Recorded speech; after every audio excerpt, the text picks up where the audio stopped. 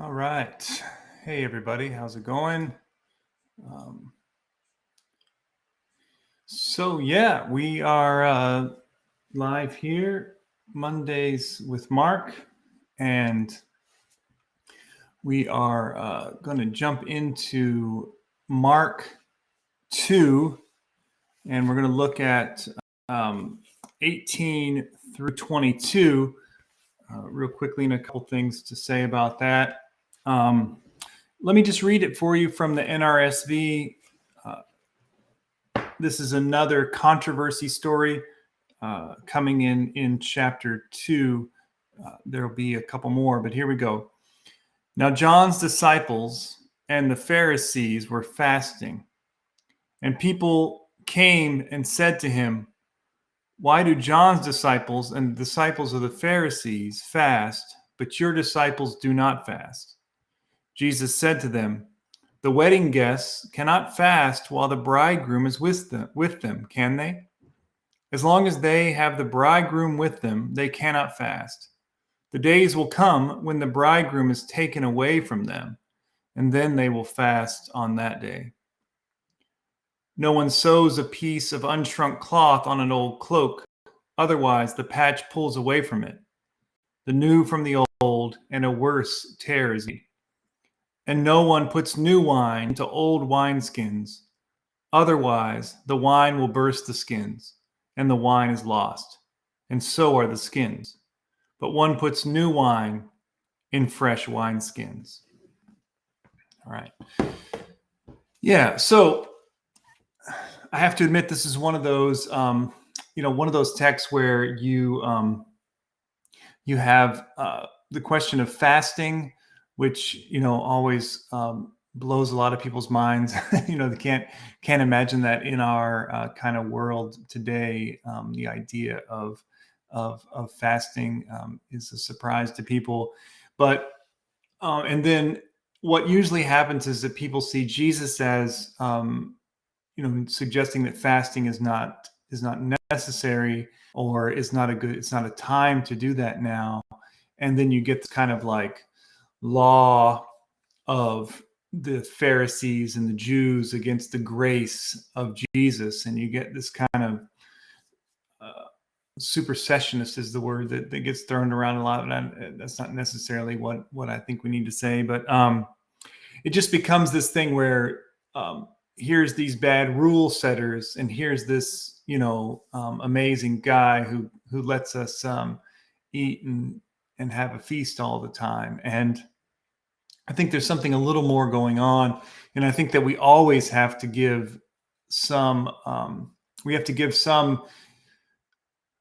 acknowledgement and some recognition to the Pharisees for the people that they were trying to uphold their particular faith, their particular way of being in the world against, up against the Roman Empire and all that they were doing in their midst.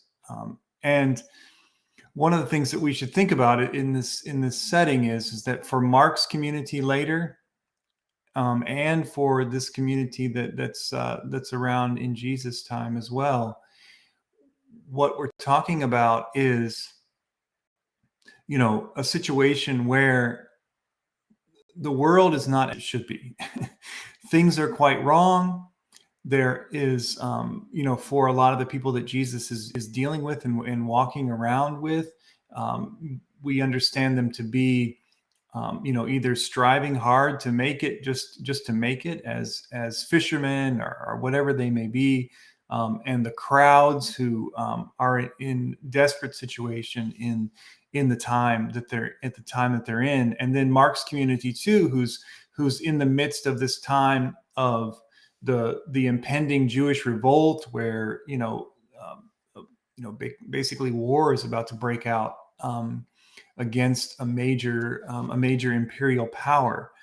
And so the Pharisees in this text, and John's disciples as well, are people trying to figure out how to bring the world and the life that God is trying to that's calling them into, what was set forward in in the Torah, and what was spoken of by the prophets that introduced this text itself in Isaiah and Malachi from verses 2 and 3. So the Pharisees, this idea of fasting and their anxiety about groups of people, movements doing things differently than them, or doing things in a different way. This anxiety comes out of a place of trying to figure out on their part what's the best way to be, and how do we best live our lives in a way that's going to ensure that we are calling God to our side, that we are in the pathway and along the way that God is calling us to. I mean, it's not that different than what Jesus is trying to do.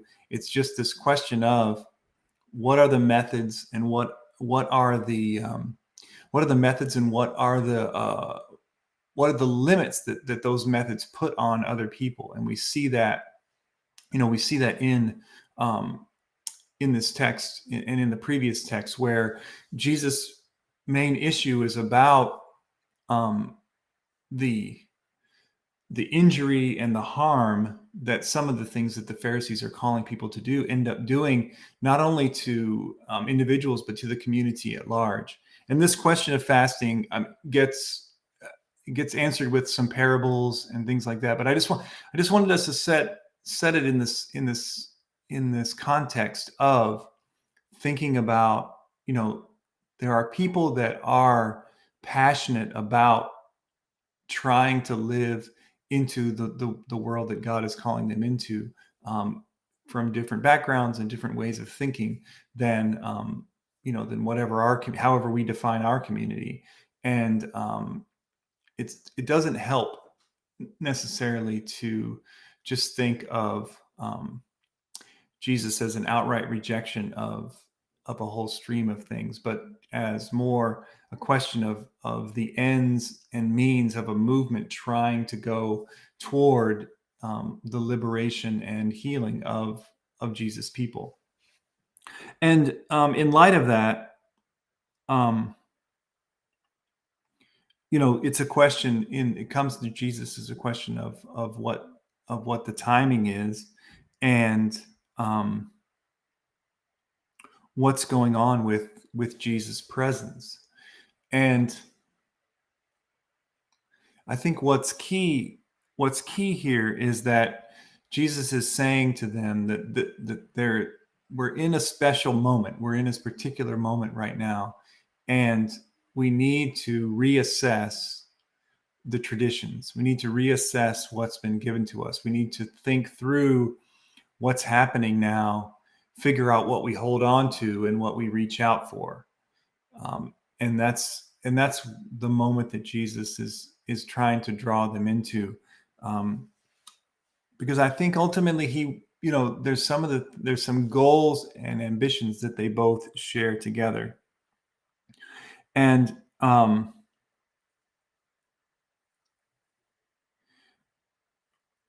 what I would like to say too is that Mark, again here, uses some very strong language about the separation between the past and the future, or the past and the present, in a way that really lets you know that while Jesus is sharing a lot with the folks that he's talking to, he's also diverging in a strong way. He uses the word tear when he talks about the tearing of the cloth. It's the same word that was used about the rending of the heavens, if you remember from the baptism scene. So there's a lot of this. There's a lot of subtle a lot of subtle use of words and wording that suggests, a real break that's happening.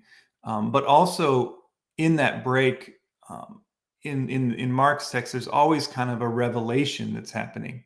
The break creates a new way of seeing and a new way of thinking, and this is what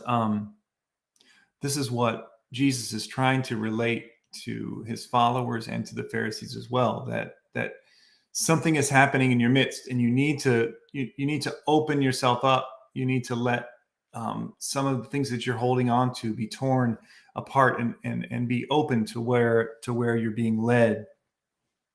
And I think that's what we should think about in this text is, how do we continually ask a question of what is the old wineskin and what is the new thing? What is the old garment and what is what do we do to make it whole again, or make it work for us? And the difficulty is that a lot of times reading this text, it just so easily we dismiss it as, okay, well, Jesus is talking about, the Jewish people and their laws, and now he's come, so now there's a new thing, and we can forget about all that other stuff. And what it seems like that we do,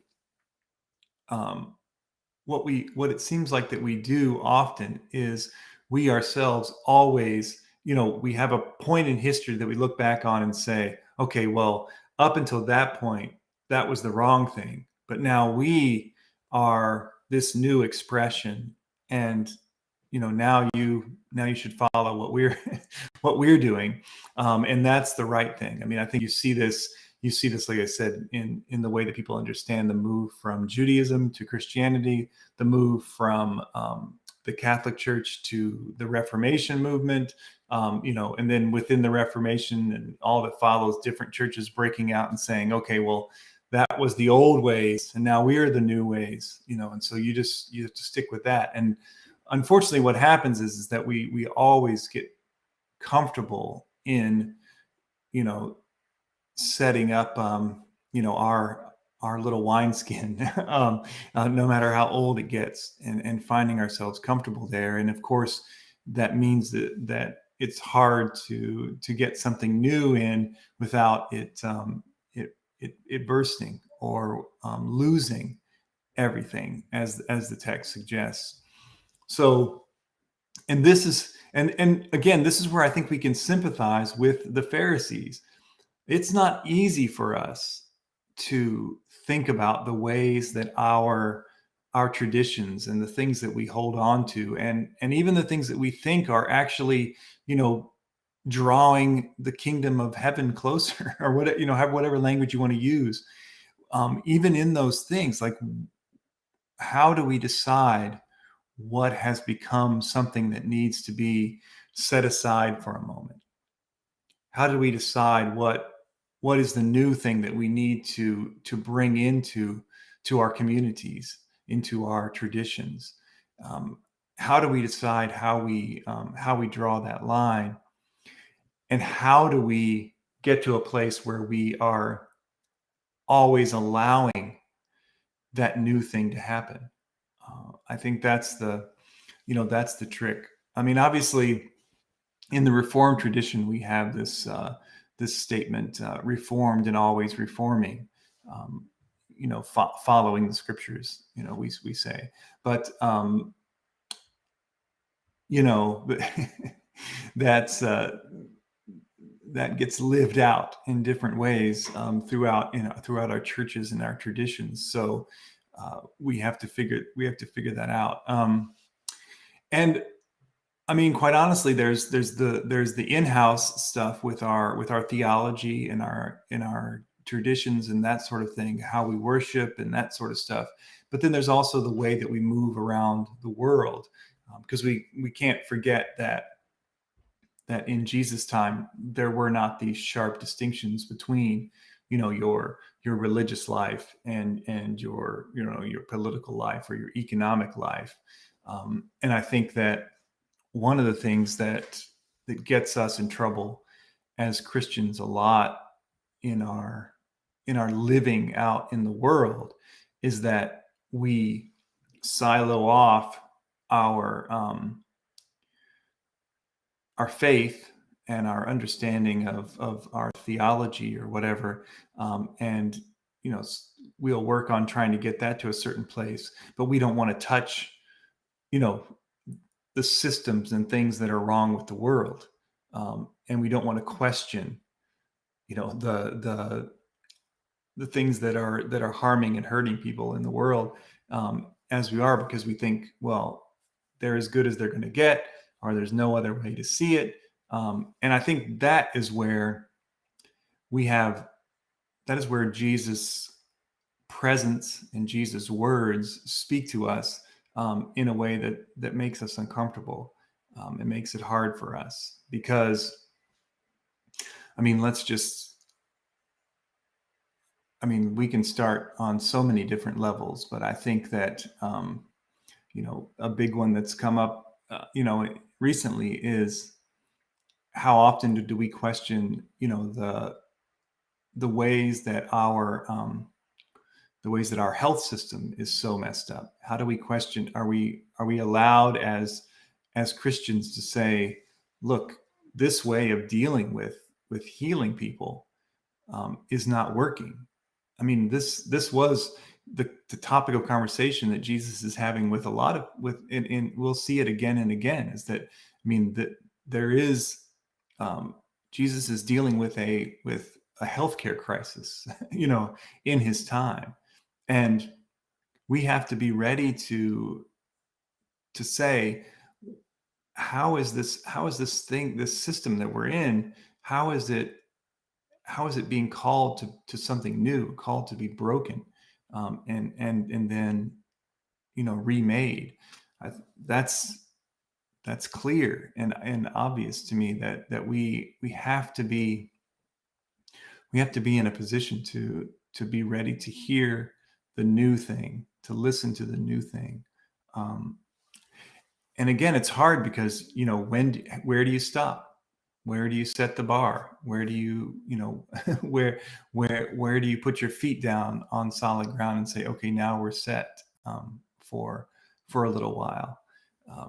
That's the difficult thing. And I think I think this summer with all of the protests and the uprisings, we hear slogans, we hear, demands coming from people, in the streets, or younger people mostly, making demands, and I'll just confess, as as an older guy, maybe it was the word, maybe it was wording that I wouldn't have used, maybe it was, cast in terms that I would tweak or I would change, in a way.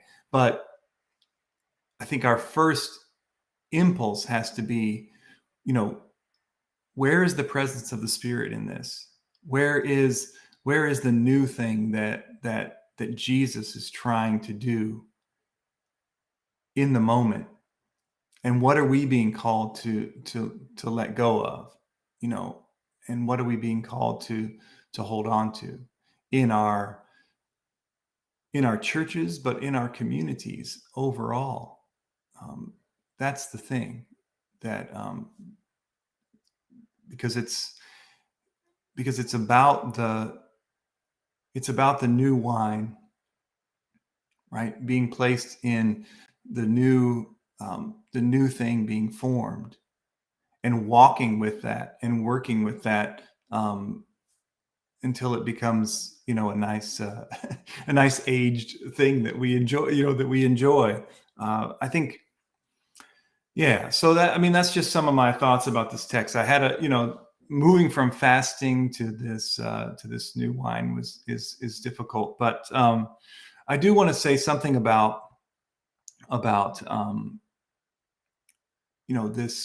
this idea of of the cup, and the wine that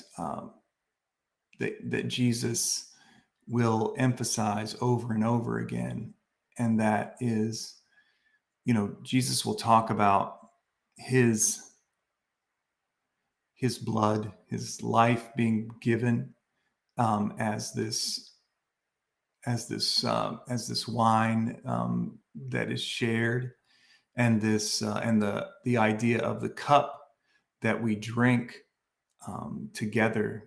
Those of us who hold to this tradition of Christianity, when we gather around a table, part of what we're doing in that is, in sharing the cup together, we're sharing in a commitment to live our lives in a way that, is ready to give of ourselves, and to give up the these things that hold us so tight in our traditions, in our way of thinking, so that the new life that Jesus is trying to bring can spring forth in our communities. There is a way that this cup is, and this wine is a part of who we are and how we live our lives, by self-giving, by letting go, and that's, in our ways that we understand the world, in the ways that we live in the world. Um, Ched Myers, in his book Binding the Strong Man, says the new wine will later be revealed by Mark as the genuine social practice of nonviolent love, and he talks about chapter 14, 24 and following, where Jesus is talking about this that goes into the Garden of Gethsemane, and the cup being passed from him. But also in Mark 10, if you remember, whenever James and John are coming to Jesus to be on the right or left side, you have also this idea of will you be able to drink the cup and be baptized with the baptism? So it's I think that's something to think about too, is how in the midst of all of this, we're always being called to a new kind of, dying to the self that we've kind of formed together and holding on to, and it's deeply uncomfortable, it's deeply challenging, and but that's, and luckily we're given example after example, of the people following Jesus, not getting it either. So it's okay, it's okay to not quite get it right all the time. But yeah. Oh, I see that. I see Mark, Mark Davis in the chat there. Let's see.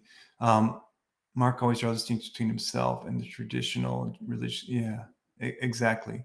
And I think we can see, especially if we think about, like I was saying before, Mark's community. If you think about, there's the audience, that we imagine that was around Jesus at the time that Mark is reporting on, but then there's the community that hears Mark's, gospel, or reads Mark's gospel, or listens to Mark's gospel as they gather around tables and share the cup, and they are, you certainly see how Mark is talking about how they are dealing with, navigating who they're going to be, how they're going to be in community, when there's this great, battle going on between, how the Jews are going to live under Roman rule. Will there be will there be insurrection? Are you supposed to take part in insurrection? Do you how do you prepare for being on God's side in an insurrection? All these things, and then again, Mark's big, you know, Mark's big break with aspects of the community are Mark's inviting, Gentiles and others into the community, and we see this, kind of happening even within the text, and that's one step too far for many of the folks surrounding Mark's community. So there's a lot there that we think about whenever, that there's a lot going on that Mark is trying to talk to and speak to, and this allowing for the new in the midst of a kind of strong testimony, but a commitment to nonviolence in a way is a hard way to follow, is a hard way to go along with Mark in this gospel and his community. Yeah. Well, anyway, that was that's all I wanted to throw out there this time around. Next, there's some good stuff coming up in Mark, especially as we get closer to chapter 3, and there's some good stuff on Sabbath and healings and that sort of thing coming up. So hope you all stay with me. I know I need to get some guests back. We had a good time a couple weeks ago, but we'll work on that. And thanks for hanging out. Hope you're enjoying this. I hope it's saying something to you, and I will talk to you next week.